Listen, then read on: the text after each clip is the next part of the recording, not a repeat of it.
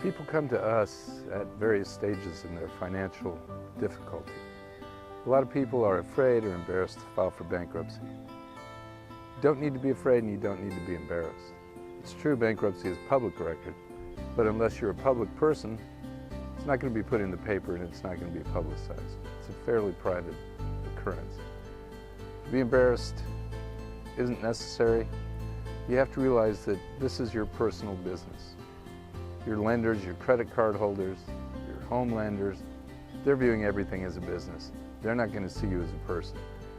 You don't need to see them as a person because they're not. They want your money and that's all they care about. When you go into bankruptcy, one of the things you need to be aware of is that they look back on your financial history up to 10 years. You don't want to do things like transfer cars or transfer other property to persons to try and hide it from the bankruptcy court. That will be discovered. You also don't want to run up your credit cards or any other kind of debt, purchasing luxury items or things that you really don't need. It's important that you come into a bankruptcy interview with the outlook that you have to be honest, that if you're honest, everything will go smoothly, and that you will be discharged and you will get a new start.